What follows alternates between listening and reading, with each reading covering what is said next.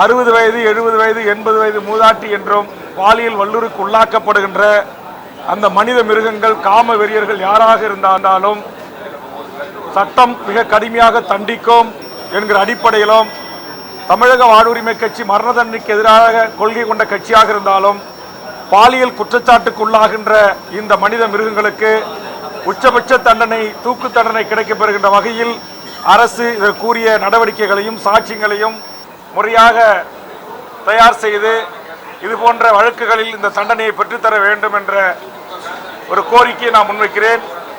அதுபோன்று டங்ஸ்டன் தொழிற்சாலையில் இன்றைக்கு பல்லாயிரக்கணக்கான மக்கள் மீது வழக்கு பதிவு செய்யப்பட்டிருப்பதாக நான் அறிகிறேன்.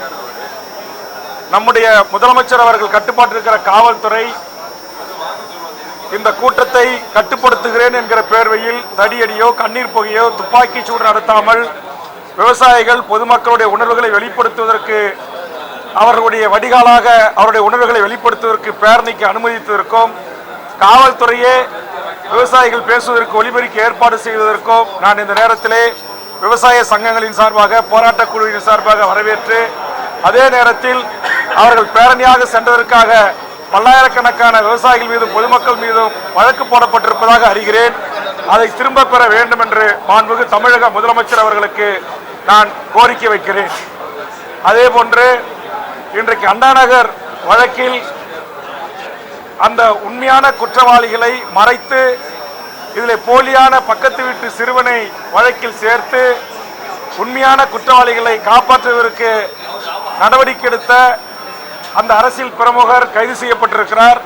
அவருக்கு பின்னால் இருந்தவர்கள் இந்த வழக்கை மூடி மறைப்பதற்கு முயற்சி எடுத்த காவல்துறை அதிகாரிகள் யாராக இருந்தாலும் அவர்கள் மீதும் மாண்புமிகு தமிழக முதலமைச்சர் நடவடிக்கை எடுக்க வேண்டும் என்று இந்த நேரத்திலே கேட்டுக்கொண்டு கடலூர் மாவட்டத்தில் என்னுடைய தொகுதியில் பல்வேறு பிரச்சனைகளை குறித்து கவனஈர்ப்பு தந்திருக்கிறேன். அதெல்லாம் எடுத்துக்கொள்ளப்பட வேண்டும் என்கிற அடிப்படையில் நான் சில கோரிக்கைகளை முன்வைக்க இருந்தபோது பின்வரிசையில் இருந்த ஆளுங்கட்சி உறுப்பினர் வரிசையில் இருந்த திமுக உறுப்பினர்கள் என்ன கோரிக்கை பேச வருகிறேன் என்று புரிந்து கொள்வதற்கு முன்பாகவே நான் வெளிக்காட்டுவதற்கு முன்பாகவே எனக்கு எதிராக கூச்சல் குழப்பமிட்டு எதிர்ப்பு தெரிவிப்பது ஜனநாயக மாண்பல்ல.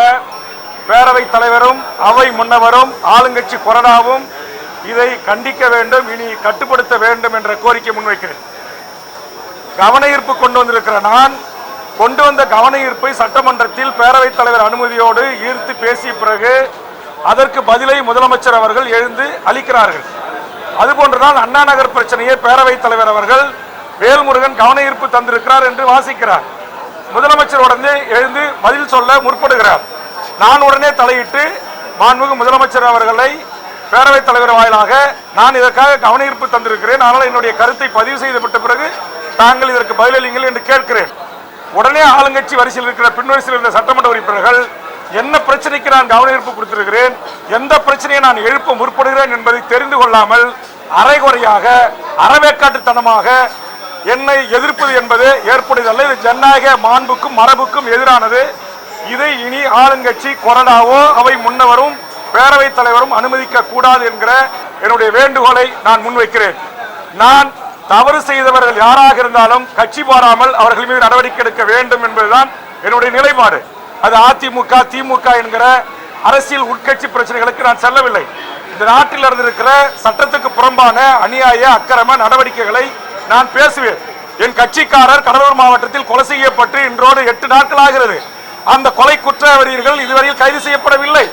நான் முதலமைச்சர் அவையில் இருக்கின்ற போது நான் முதலமைச்சரிடம் இந்த கவனத்தை ஈர்ப்பதற்கு முயற்சிக்கிறேன். ஆனால் அதற்குள்ளாகவே எழுந்து எதிர்ப்பு தெரிவிப்பது, கூச்சலிடுவது, அதுபோன்று இன்றைக்கு அதிமுக பிரமுகர் ஒருவர் அண்ணா நகர் வழக்கில் கைது செய்யப்பட்டிருக்கிறார்.